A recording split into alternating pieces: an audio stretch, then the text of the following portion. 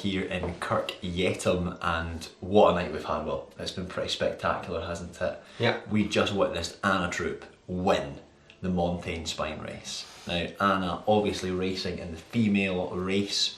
Not only that, as she won it overall in style, it was an absolute thumping, to be honest, of all the competition. Oh yeah, absolutely. Now, obviously we don't play favourites, but I don't know if I've ever been more emotionally invested in a finish here. This has been 3 years in the making, 3 years of trying to get back to this point.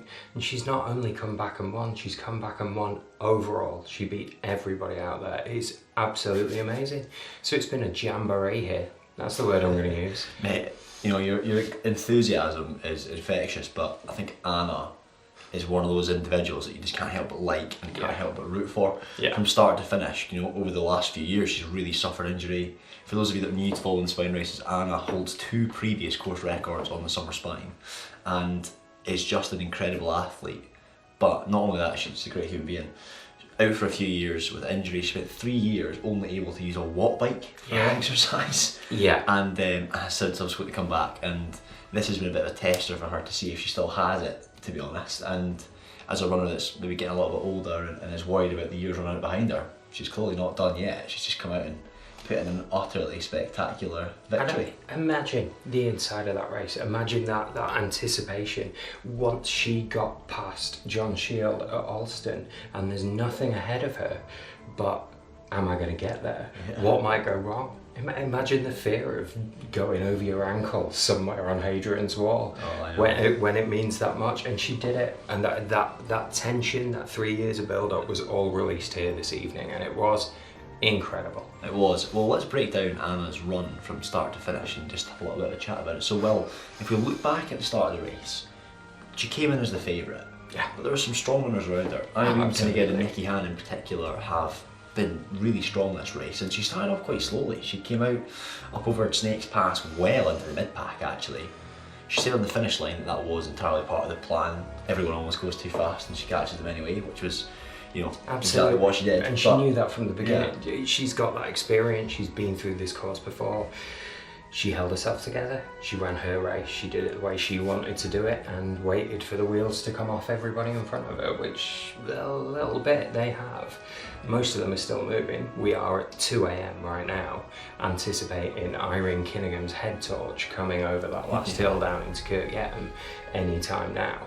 But yeah, Anna was there and ready when it was time for her to push on. That's it, and I think when we think about her taking the overall lead of the race, that happened somewhere around here in Alston at checkpoint 4. We had seen making good use of the new our new map. map. There you go. John Shield, who obviously went out like the absolute clappers as he always does when he runs a race like this, goes out fast. He's having some feet issues and has been struggling from. He only had a lot of race mileage up recently. Didn't we clock it at over 1,000 competitive miles he's covered so far this year? A lot of mileage, but he, he came towards the south side of Alston looking pretty ropey, and actually we've been watching on the track. It was about 30 miles.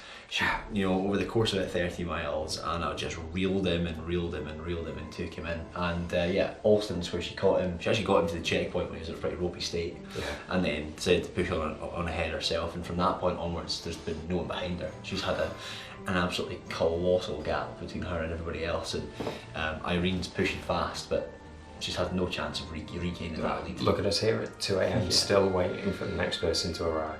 Yeah. Well, I've got to say it's been a classy race from start to finish from an absolutely classy athlete.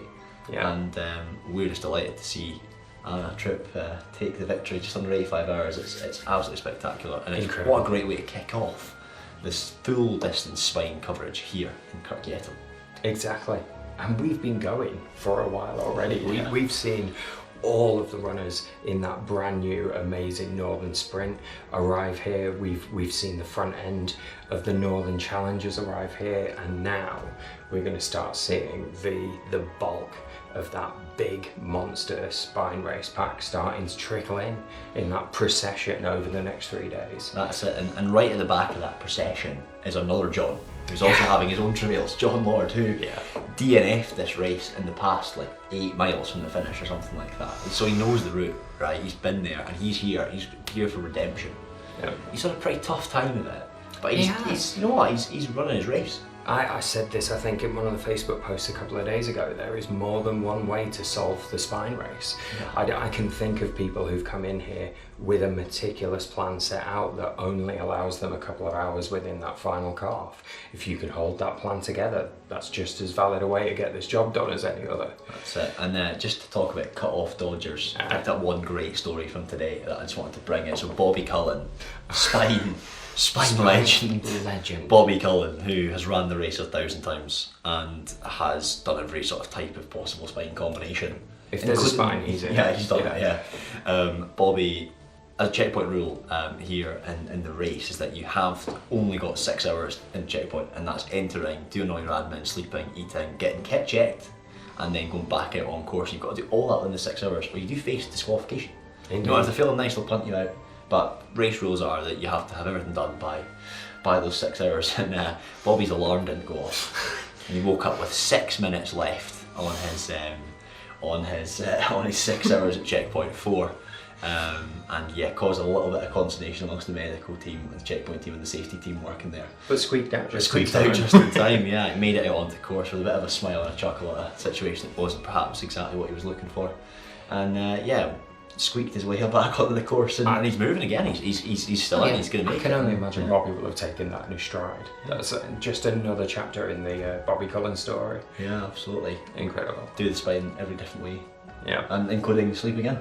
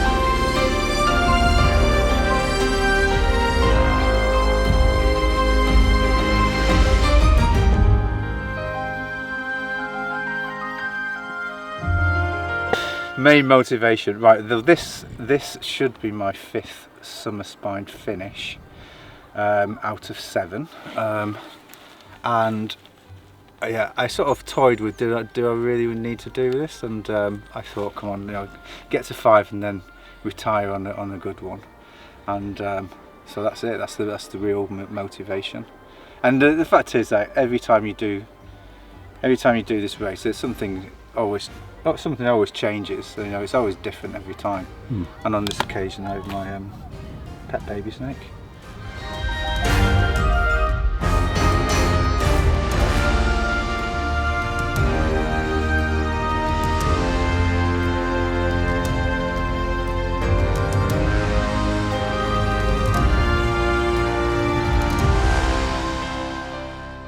I think I just want to get something done to show I can do it as I'm getting older. I've still got something left, a bit of a challenge.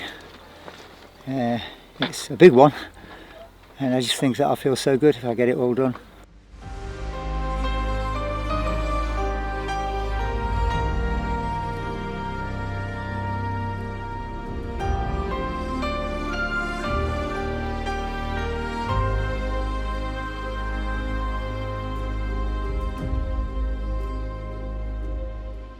This morning we're coming up Not Crossfell, and we're trying to get up as quick as we could as the sunset was due, and as we got to the top the sunset appeared.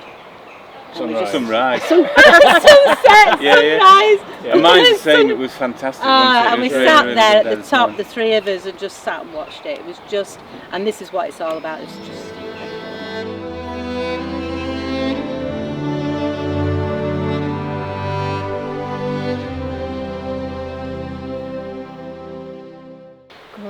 been watching it since about 2014, following and thinking everyone's been nutters, and never dreaming that I'd be on that start line, and just didn't want to give up. I did the Winter Challenge of 2019 and then attempted full spine, winter spine in 20 and failed, and then tried again in 22 and then 23, failed, and then finally did it in 24. So just don't give up. If someone like me can do it, anyone can do it.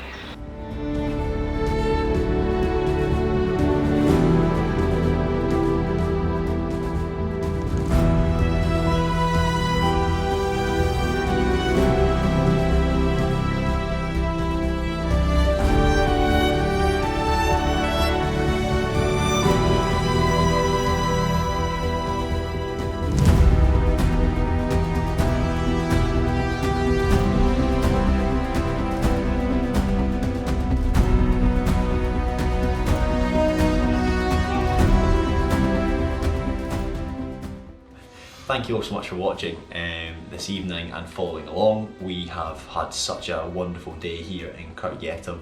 You might notice that we're wearing some slightly different t-shirts. These are their brand new Summer Spine merch. Just to draw a little plug on that one, you too could look like us. Get your spine tee or your Britain's Most Brutal tee. You can pick these up via the link in our link tree or the link in the bio down below. We also have coffee, keep you watching. We have That's what's keeping us going. Yeah, it really is. Brutal brew, and it is certainly strong.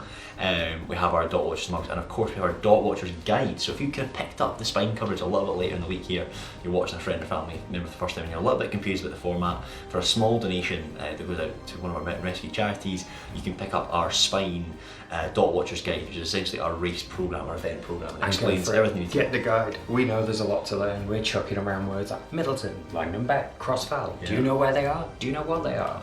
Get the guidebook. Yeah, we certainly don't. We use the guidebook all the time. So we would thoroughly recommend picking that one up via the link below or in our bio over on Instagram. And yeah, from both of us, we're going to bid you goodbye and thank you very much for watching this episode. And we're going to bring you far more coverage as the week goes on. The race is not over. It doesn't stop until Saturday night. So we are bringing you all the action as all the finishers roll in through here in Kirk Yetholm in the Scottish Borders. Stay with us. Keep following those dots.